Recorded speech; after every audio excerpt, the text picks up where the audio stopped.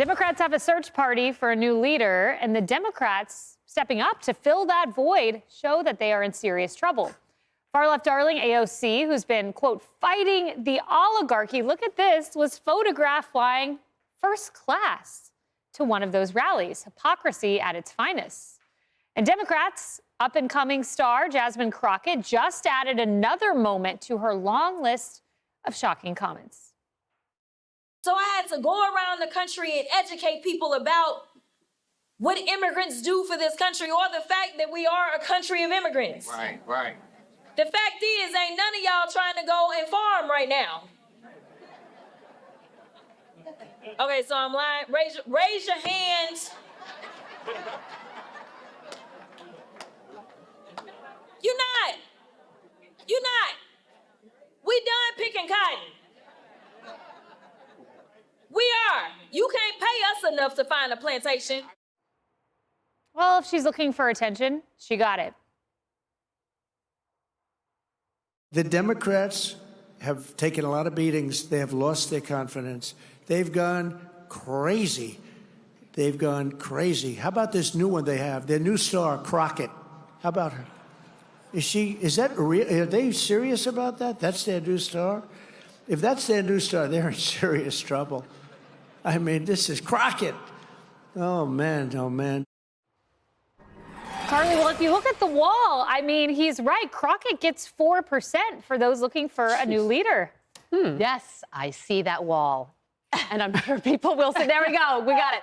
Okay, well, first of all, speaking of Jasmine Crockett, I would love for her to make the case for illegal immigration to all the people who live on the south side of Chicago and use that rationale and see what they have to say about it when they're up in arms over how illegal immigration has impacted their life. The other thing is what Bill Maher has recently said, how he says that Donald Trump is an alpha. Democrats, when they're thinking about a leader, need an alpha. Tim Walz is not it. And he also talked about authenticity. And he said that if you're a politician, you need to lean into who you are because people can smell a phony from a mile away. That is what politically damaged Kamala Harris to the point of her election loss. And looking towards the future really could damage Gavin Newsom if he plans to run, because he says one thing and does another, from everything from the French Laundry situation to transgender women in women's sports. Democrats don't just need a leader, they also need a message. Like if you look at this hands-off rally that took place this weekend, it was all about hating Donald Trump, Elon Musk, and Doge. So we understand what they don't like, but what are you for? So right. I'm waiting for a fresh new idea. So far, I haven't seen any. Well, I do want to play this. Gretchen Whitmer trying something a little different, trying a new message, and it involves supporting part of Donald Trump's agenda. Listen. I understand the motivation behind the tariffs. And I can tell you, here's where President Trump and I do agree. We do need to make more stuff in America. More cars and chips, more steel and ships. We do need fair trade. So, David, you have the fighters, the AOCs and the Crockett's, and then you have the Whitmers and the Newsoms who are, let's try a little of what made that guy successful, who's at 1600 Pennsylvania Avenue. Yeah, but they're kind of trailing right now. You know, they're trailing the head of the spear are the Crockett's and the AOCs. The thing, though, that they've got to recognize is that Americans have a great detector, a great smell detector for hypocrisy.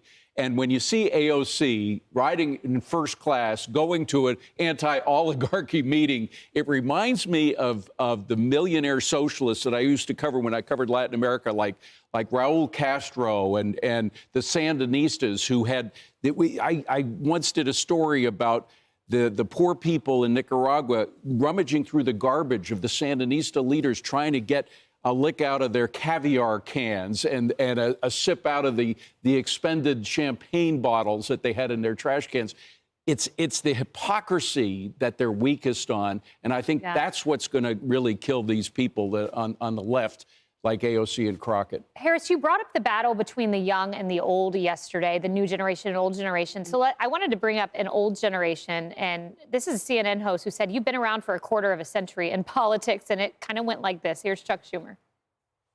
There are a lot of Democratic voters who are not pleased with you. I do want to ask you, though, as you speak to them, why do you say that you are the man for the moment when they seem to have an impression that they would like someone else who they think has more fire in the belly from how they see things?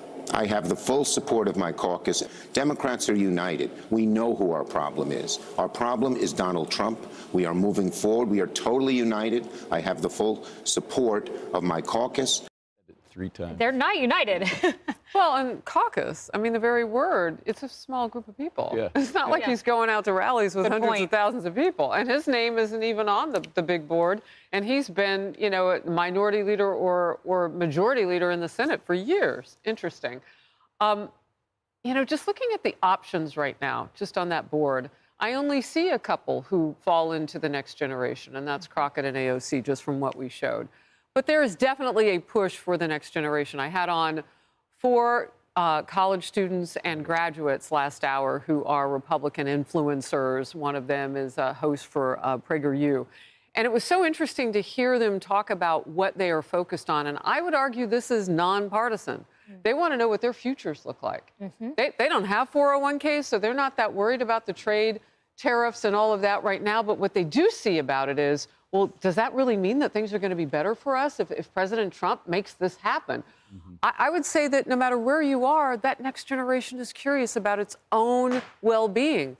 I don't know if you find out by hiring the people who couldn't figure it out for today. Yeah, and that next generation AOC beating Schumer in polls by double digits, according to Politico.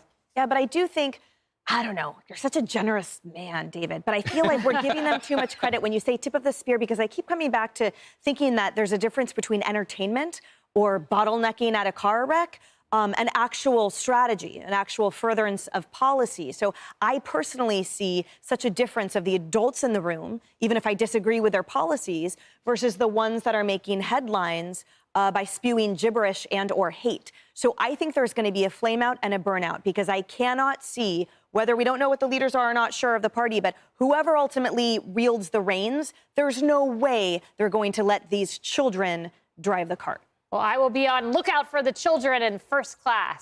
Hey, everyone, I'm Emily Campagno. Catch me and my co-hosts Harris Faulkner and Kaylee McEnany on Outnumbered every weekday at 12 p.m. Eastern, or set your DVR. Also, don't forget to subscribe to the Fox News YouTube page for daily highlights.